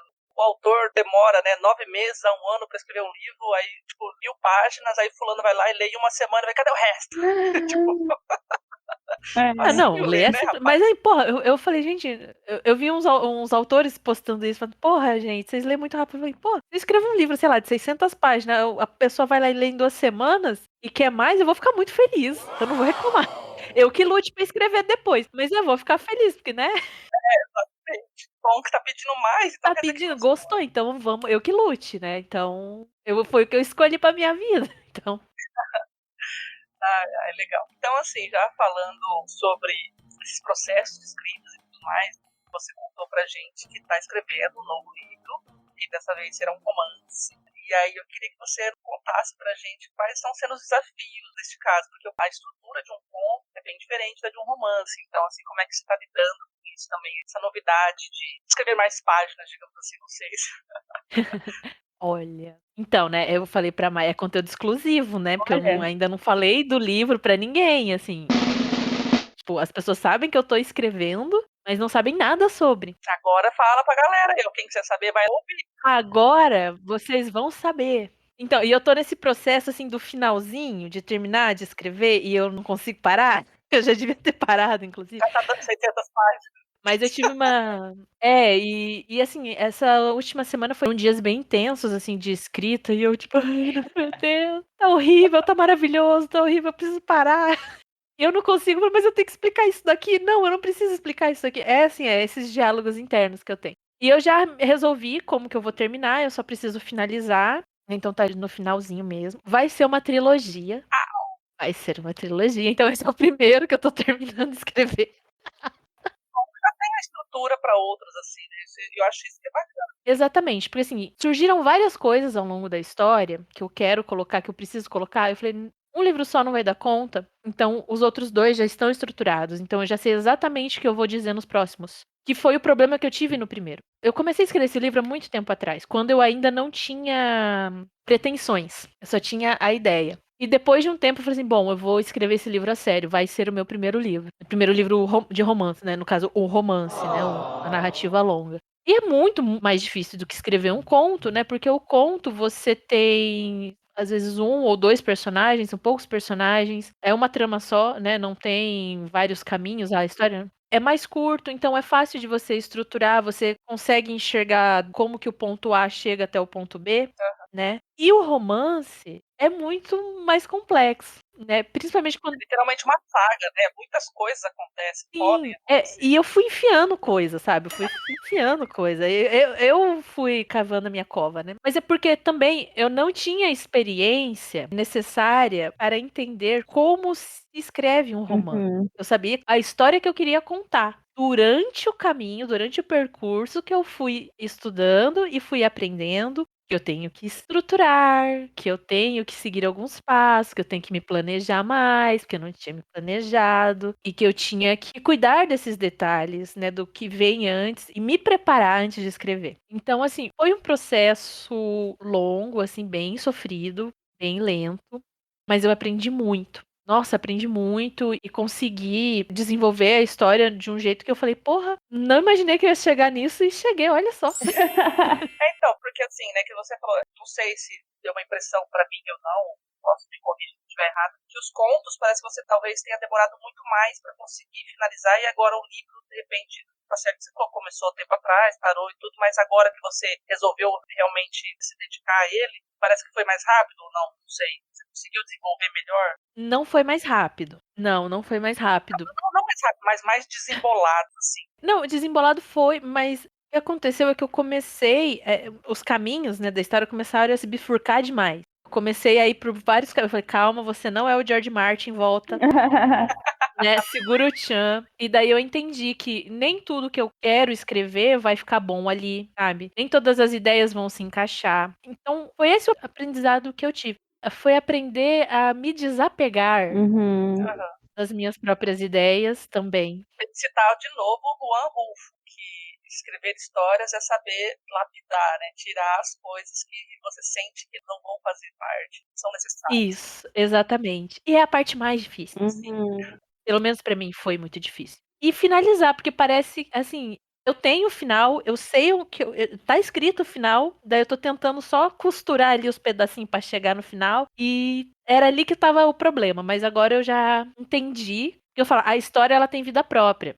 Né, você começa achando que você vai pra um lugar, mas a história te leva pra outra. Então, é muito louco, né? É um negócio muito. Parece papo de maluco, mas é isso aí, gente. A história, ela vai, ela te leva. Vida da gente, né? A gente vai e não sabe o que vai dar no dia de amanhã, só as escolhas Exatamente. que a gente tem. Então, e é isso. Foi um processo longo. Eu espero que os próximos não sejam, mas eu acho que não, porque eu já tenho a estrutura, né, do que eu quero fazer. Eu não queria que fosse mais de um livro, mas pro que eu quero fazer, um livro só não ia dar, ia ficar muita coisa mistureba Ah, e. minha filha, sem não querer, tem coisa, tem conteúdo, tem assunto. Mas assim, mas é aquilo, né? Eu não queria, mas a história quis. Exatamente. E aí, ô Luiz, passa a pergunta que não quer calar. Pois é, aqui a gente só trouxe curiosidade, então você poderia contar um pouquinho pra gente sobre o que vai ser o seu novo livro? E claro, né, com essa exclusividade pro Lit Sem Frescura. Olha, posso contar um Um pouquinho. pouquinho. Um spoilerzinho. É um pequeno spoilerzinho. Eu já tenho o título da trilogia. E assim, o número 3 tinha que ser uma trilogia, porque o número 3 se repete muito no livro, em vários momentos. E eu percebi isso depois. É uma coisa assim que, tipo, eu fui criando uns padrões. Aqui, meu gato tá enchendo o saco. Meu Deus, Loki! É o Loki. Eu fui criando uns padrões ao longo da história que depois eu falei, caramba, parece que eu fiz de propósito, mas eu não fiz de propósito. Mas parece. E eu falei, "Não, ótimo, tá ótimo. Agora, olha, contando todos os meus segredos aqui. Mas enfim, Tem que colocar as vinhetinhas aqui. Exclusive. exclusivo. Muito exclusivo, gente. E o número 3 aparece muito, então eu falei assim, faz todo sentido ser uma trilogia. Tanto que o primeiro livro é dividido em 3 partes e tal. E o nome do livro é O Querubim de Três Faces. Isso. Uau! Eu me esbaldei daí nas minhas referências bíblicas, né? Então, esperem ver aí muita coisa da. Querubim fragmentado. Pois é, exatamente. E tem um porquê ser esse nome, né? Mas isso aí só lendo pra saber. Só porque- chegando no terceiro livro. Só chegando no terceiro. Não, no primeiro livro eu já explanei já, mas daí tem que ler. E é um livro, eu costumo falar, é basicamente um livro sobre o diabo. Eu gosto muito da figura do diabo, né? Acho que a Mayara já percebeu isso, como a Mayara me conhece. Chamando os como chama os Tribufu? Não, como chama o Beuzebu lá? Os Beelzebub, E é um livro, né, que tem essas referências bíblicas, mas também tem muita influência de um dos meus livros favoritos, que eu não tinha falado antes, mas eu vou falar agora, que é O Paraíso Perdido, do John Milton, né? E é uma história, deixa eu tentar aqui falar sobre ela sem falar muito. Aquela sinopse básica. Basicamente, Lúcifer desapareceu do inferno. Bem patético. E daí várias coisas bizarras começam a acontecer. Baixou no Bolsonaro. Vamos. Não, gente, credo. Tadinho. Tadinho Não do fala Lucy. assim do Lúcifer. Não fala assim do Lúcifer. Ninguém merece. Meio Exatamente. E esse desaparecimento tem a ver com umas coisas muito estranhas que acontecem com uma moça chamada Astéria, que vive em Curitiba. Eu quis ambientar em Curitiba, né? Porque. Que legal! ótimo, Não Thaís, vou ficar- a Thaís fala que é bacana quando fica americano. É. Se é nacional, é nacional. Ela mora em Curitiba, umas coisas começam a acontecer com ela. Tipo assim, ela tá num momento muito bom da vida dela, e de repente umas coisas começam a acontecer, ela conhece umas pessoas meio estranhas, e daí a história se desenrola. Para ela e para todos os envolvidos. Não dá pra falar mais do que isso ainda. Nossa senhora. Né? Sabe o que me lembrou, Luiz? Não sei se você já leu Safon, Keila. Não. Me lembrou o Jogo do Anjo já, né? Porque o Jogo do Anjo tem aquele personagem meio perdido ali no meio, enfim. Deu uma lembrada, assim, naquela coisa sombria do Safon ali. Fica uma recomendação aí pra você, Keila. Que ele tem essa pegada também, assim. Legal, eu gosto. A ambientação dele é Barcelona ali, pós-guerra. Então, aquela Barcelona destruída pela guerra, enfim, toda cheia de massa, nevoenta, frio, poeira, sujeira. E aí ele coloca elementos ali sombrios de mistério. E pra mim, assim, é uma tecnologia, né? A gente já conversou aqui a respeito em um episódio especial até sobre os cemitérios esquecidos. E assim, é uma escrita magnífica também. Então, se quiser, já fica meio Já referência aí. é dica aí. O Jogo do Anjo, pra mim, é fenomenal porque tem essa pegada mesmo ali. O cara é meio sombrio, meio estranho, a gente fica ali, que esse maluco, né? Um personagem ali bem sombrio. Do jeito que você falou aí. E além desse personagem que é maravilhoso, estranhíssimo e tal, ele também tem uma questão da religião, porque o objetivo dele é que esse escritor, é um ser maldito que está no segundo livro, escreva um livro sobre uma religião para ele. E aí o escritor começa a criar uma religião, começa a pesquisar vários livros sobre religião e também a achar padrões, que é tudo como uma contação de história, né? E aí é bem interessante. Que legal. E aí eles criam um diálogo ali também, né? Tipo, Deus, o que é Deus, o que é fé, o que é não sei o quê. E aí essa pessoa vai questionando ele. Então você fica meio assim, esse tiozinho é meio do diabo, né? Legal. Eu adoro esses temas. Se você não, por exemplo, não puder, né, ou quiser ler a tetralogia agora, lê só o Jogo do Anjo, que aí você vai sentir isso. Porque dá pra ler, dá pra né, ler. separado, assim, né? Legal. Eles se interligam, mas dá pra ler separado. Legal. Maravilhoso. Aí me lembrou muito sua fala, assim, já tô ansiosa já, porque, né? Ai, gente, mas é. E é isso, tem bastante referência, assim, do cristianismo, né, da Bíblia. Colocar mais como da Bíblia, né, eu busquei as referências na Bíblia mesmo, sem interferências parte de interpretação religiosa e tal. Tem muita referência musical também, principalmente na primeira parte. Eu gosto muito de fazer essas pequenas homenagens, né? Essas coisas que eu escrevo, as coisas que eu gosto, né? Legal. Eu gosto de ler livro assim também, quando você sente que tem a referência a algum outro livro ou até alguma música, e aí você fica curioso pra ler, sabe? Assim, tipo, né? Eu me sinto assim, né? Tipo, ou quando eu reconheço também. Quando eu não conheço, eu tento, né, ir atrás pra conhecer, pra me ambientar também com aquilo. Mas mais legal ainda é quando eu conheço, tipo, já ouvi, já li, já sei. Eu tentei colocar bastante dessas coisas, assim, porque é tipo uma grande homenagem a tudo que me inspira, sabe? Não a tudo, mas assim, a muitas coisas que me inspiram. E assim, é fantasia, né? Uma fantasia sombria, digamos assim, porque tem toda a parte mais obscura, mais sombria. Vou abordar essas questões referentes, né, à figura feminina, a figura masculina, o patriarcado e tal, mas de outra forma. E é isso. Esperem aí referências e blasfêmias e não me responsabilizo por isso. Já pensou se viram a versão feminina de Saramago dando uma de herege contra a Igreja Católica? Olha aí, ó. Amém. Olha a responsabilidade. Meu sonho.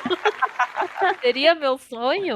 Já pensou ter que ser excomungada e exilada lá na ilha? Não sei como é o nome lá, que ele foi embora? Não sei também. Mas eu sei que eu estou animadíssima pro livro, Keila. Eu estou com muita vontade. Muito animada. E eu adoro trilogia, ainda mais trilogia inacabada por enquanto. Ai, gente. Eu gosto de acompanhar os lançamentos, eu gosto. Então, e daí agora que eu vou finalizar, eu vou mandar para leitura, né? Leitura beta, leitura crítica, fazer todos os trâmites necessários de revisão e todas essas coisas, porque eu decidi que eu vou autopublicar. Por enquanto vai ser só e-book mesmo. Digital. Né? Porque não é muito fácil, não é muito barato publicar físico, né? E eu acho que, assim, eu sou muito a favor do livro digital e pra gente que escreve, pra gente que é autor independente, né? É uma opção sensacional, porque você consegue fazer num preço legal e ele fica acessível e você consegue publicar. E daí eu que lute também pra mostrar pras pessoas. Independente, né, de outras coisas. Aí só vai dar eu, né? Oi, boa tarde. Você tem um minutinho para falar do meu livro? Oi. Né? Mas... Não, já tá aqui, ó, a primeira propagandinha, mas assim que lançar também, já avisa também. Aviso, quando estiver prontinho, aviso, né? E é isso, então, pretendo aí fazer tudo agora, nesses próximos meses e botar o bebê pro mundo, né? Que legal, boa sorte. Legal. Estamos aí ansiosos pra conhecer em breve. Ai, com certeza. Então, assim, né, agora que a gente já conversou um pouquinho sobre tudo, ou não, de repente, né, quem sabe a gente volta aqui para conversar sobre essa nova obra. A gente queria saber, né, se você tem algum conselho para quem tem o desejo de escrever e publicar livros, mas ainda não começou, e se esse sonho é possível. Acho que a gente já falou um pouquinho, né, na nossa fala durante o episódio inteiro das dificuldades, das coisas, mas o seu conselho ou sua dica, ou enfim, sua experiência aí, indicar a profissão de escritora. Já pensou? Olha, se você tem vontade, se você quer escrever, quer publicar, Só vai, se joga, sabe? Escreva, não fique pensando muito. Não fique aguardando o momento. O momento ideal. Nunca vai chegar. Senta e escreve. Nem que você comece a escrever anotações num caderninho. E depois você compila e digita e tal. Então, é possível. Não é fácil. Eu não vou falar que é fácil. Mas assim, com organização, com vontade ali, força de vontade, é possível sim. Principalmente agora que a gente tem essa possibilidade da autopublicação. A autopublicação é uma coisa que democratizou mais, né, a publicação, principalmente para quem é autor independente, que a gente sabe que é difícil conseguir chegar. Até ser notado, Isso, ser notado e chegar numa grande editora. Às vezes não, é caro publicar o físico, né? Se você for bancar, é um investimento grande, porque não é só o valor do livro físico, mas toda a preparação que o livro precisa ter, né? De revisão, edição, diagramação, essas coisas. Então a autopublicação, ela tá aí, ela veio para democratizar mais isso.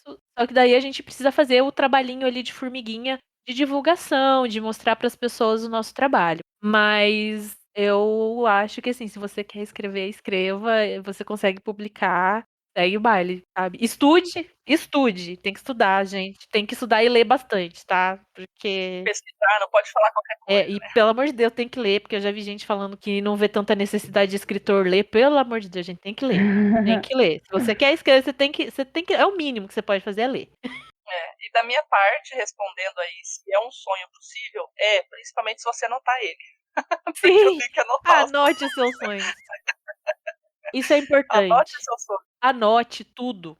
A gente aprende isso da pior maneira possível, da maneira mais dolorosa. Porque às vezes você tem uma ideia sensacional E não anota. que vai resolver o plot do seu livro e você não anota, você esquece. Anote sonhos, anote todas as suas ideias e é um sonho possível. Você que tem os sonhos mais bizarros e mais doidos, anote, viu? Meu Deus, se eu anotar meus sonhos, vai ser um negócio cabuloso. Aí eu vou entrar mais no... Lovecraft, por que você acha que o Lovecraft escrevia aquelas coisas bizarrentas dele? Ele, por causa dos pesadelos que ele A tinha. Thaís, que é super fã do Lovecraft, que arrepia até o toba dela lá. Então, ele anotava os sonhos dele. Anote os seus. Eu tenho umas coisas bem bizarras de vez em quando. Então, aí, ó, maravilhoso, adoro. Coisa bizarra é comigo mesmo. Então, mas eu queria anotar os mais romantiquinhos. Aí ficou a cor tão feliz, gente. Eu ficava, assim, tipo, alguma cena que eu passo no sonho lá, eu fico descrevendo ela na minha cabeça. Como é que eu descreveria? Pulando assim, assim. É tipo assim, eu tenho a descrição da cena inteira. E eu tenho que fazer a porra. E o que é, por exemplo, como dica também que eu vejo, é não tentar escrever o negócio. O que eu já tentei fazer? Tentei começar o livro como se fosse assim, comecei e vou. Não, tem que fazer essa questão também da estrutura, você entender mais ou menos aonde você quer chegar. Eu lembro que uma vez a gente conversou nas duas até, você me falou isso, você, olha, você só vai escrever se você começar a escrever. Então começa a escrever conto, coisa pequena, uma historinha, um negócio e tudo mais. Aí eu pensei, eu tenho que parar pra fazer isso, tenho que fazer isso. Mas é aquela coisa, né? A gente vai adiando, vai deixando, não vai acreditando na gente, por exemplo. Isso aí é foda mesmo, isso é muito comum. E uma coisa também, é necessário planejar, mas também não fica muito bitolado planejando. Porque senão você só planeja e não sai do planejamento. É que eu tenho um problema muito sério de grandeza. Eu até falo, por exemplo, meus TCCs, eu vou muito no macro. Então eu já fico pensando assim, o que eu vou escrever? Provavelmente eu vou escrever já uma trilogia. Eu já fico pensando assim, né? Porque eu queria isso e aquilo. Tipo, eu penso muito numa história que, sei lá, tivesse alguma coisa com viagem no tempo, almas passadas, sabe? Tipo, como se fosse regressão, coisas assim, sabe? Essa coisa meio Outlander da coisa, não sei. Uhum. Não só a viagem, mas aquela coisa de ancestral mesmo, né? Tipo, o que eu fui numa vida passada, enfim. Legal. E aí eu imagino uma questão assim já, tipo, eu queria que essa personagem minha já fosse pra, tipo, tivesse 3 vidas passadas, entendeu? Então eu já imaginei a porra da trilogia. Então eu já penso grande demais e acabo não fazendo nenhum começo. E pra TCC eu sou assim também, eu no tema macro, aí meus professores vão ali, pera lá, vamos aqui destrinchar, o objetivo Figura, é esse aqui, né? O objetivo é esse, não pode falar sobre tudo. Enfim, eu tenho um problema de grandeza, já percebi isso. Mas assim, eu acho que não é um problema você querer já escrever um negócio cheio de coisa e uma super trilogia. Só que você tem que dar o primeiro passo. Exato. Sabe? É esse que eu faço. Assim, primeiro eu tenho que fazer isso, pra depois fazer isso, pra depois fazer isso. Né? É isso que eu venho fazendo, né, no processo de escrita do livro, porque eu ia me atropelando também. Não, primeiro isso, aí depois isso, depois isso. Pra tirar da cabeça e botar no papel. E começar, né? É o tal do E começar. começar, tem que começar. Não adianta, Muito bom. senão fica só lá no mundo das ideias e passou o tempo, perdeu. Muito boas dicas, muito boas. Me senti muito incentivada hoje, Keila. Muito incentivada. Escrevam, a gente precisa. Essa noite eu vou até sonhar. Vou E já anota o sonho. A gente precisa de mulheres escrevendo. Quanto mais mulheres escrevendo, melhor. Não, e eu sinto que eu acho que eu teria alguma coisa pra falar, sabe? Eu gosto de escrever, sempre gostei. Escreva. Só que, né, eu não sou trevosa, né? Não, Eu seria mais a coisa mais romântica, contemporânea, alguma coisa no sentido assim. Eu gosto também. Mas, né, a gente eu gosto consegue também. Né? mesmo abordar temas interessantes. Sim, e nossa, e essa coisa do romance romântico, nossa, tem muita gente que gosta, assim, é um nicho bem efervescente. Ah, sei lá, eu digo assim, mas assim, né, nem é questão de, sei lá, se o povo vai gostar, se vai vender ou não, isso aí é Sim. consequência do meu caso, né, tipo aquela assim, sem ser a minha aspiração, ser aspirante a tal coisa, mas assim, mais pra colocar pra fora, assim, me apaixonar de novo, sabe, essa sensação, eu tenho às vezes essa coisa de viver, às vezes eu leio algum livro de romance romântico, assim, não, acho que não é assim que eu imaginava, assim, tipo de um relacionamento ou um encontro. É aquela coisa, eu queria que fosse assim. Então, escreve do jeito que você queria que fosse. Conta a história que você queria ler. Então, que nem as cenas que eu tenho, assim, que eu já descrevi pra mim mesma e já assumiu da minha ideia, assim, gente, eu acho que ia ficar tão lindo desse jeito. Só não sei do resto, só sei que aquela cena ia ficar maravilhosa. Então, mas é. Começar a vender cenas. É uma boa ideia. Assim, ó, você escreve um romance, ó, tem uma cena assim, ó, quer? 10ão. 10ão a cada 250 palavras. A letra, a palavra, cobrar por linha, que nem o do Mar. Mas enfim, gente, vamos chegando então ao fim. Eu espero que vocês tenham gostado do nosso bate-papo com a Keila. Keila, adorei bater esse papo com você. Você sabe que eu te sigo lá, às vezes não sou tão participante nos seus posts, porque eu não sou participante em post de quase ninguém. Na verdade, eu não sou participante nem no meu próprio Instagram. Então, assim, mas te acompanho lá, sei da tua trajetória e fiquei muito contente que você tenha aceitado esse nosso convite para conversar aqui hoje, também para divulgar aí o seu livro. Então, pessoal, né, como eu disse, a Trilogia da Floresta está disponível na Amazon em e-book, a um precinho camarada lá. Eu já comprei o meu, porque ela passou o PDF pra gente, falei assim, não, eu vou ler, eu vou ajudar e vou comprar, porque eu quero ler no Kindle também. Então lá tem a minha caixinha. Ei, obrigada, gente. Muito bom. Botei a caixinha lá, espero que vocês vão lá, né, conhecer essa história. São 3 contos muito bacanas, muito bem escritos e contam aí, né, tem uma temática que a gente conversou de hoje aí da feminismo, sororidade, mitologia celta, com floresta e com sombrio ali, enfim, vão lá conhecer. E é isso, gostaria de dizer mais alguma coisa, Keila, quer divulgar aí também de novo o seu Instagram literário, fique à vontade. Eu queria agradecer pelo convite, primeiramente. Obrigada pelo convite, gostei muito de participar. Fiquei muito feliz quando você me chamou, então, muito obrigada. Adorei o papo, foi muito legal, foi muito divertido. Eu gosto muito de falar sobre esses processos, é sempre bom. E pra quem quiser me seguir lá no Instagram, eu só posto coisa lá, tá, gente? É Keila_Ren, né? R-E-N. Keila com I. No Instagram eu preciso mudar isso, porque meu nome é com I, mas eu fiz com Y por causa do... Então, eu tava colocando tudo com I no roteiro ali, aí depois eu vi que era eu troquei tudo aqui, aí depois eu vi o seu Discord com I, eu pensei, caralho, já perdi o... mas assim, eu aceito qualquer um, sabe? Não tem problema. Eu acho que eu vou mudar no livro, vou começar a assinar Keila com Y, sabe? Nos livros, porque daí já todo mundo acha que é, então... Mas enfim, é isso aí, gente.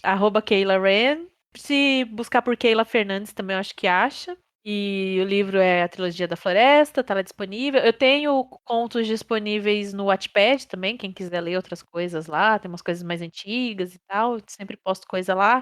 E eu sempre posto microcontos no Instagram, né? Então, leitura super rapidinha. Quem quiser leitura super rapidinha, tem lá também. É isso aí, muito obrigada. Quem for ler o livro, né?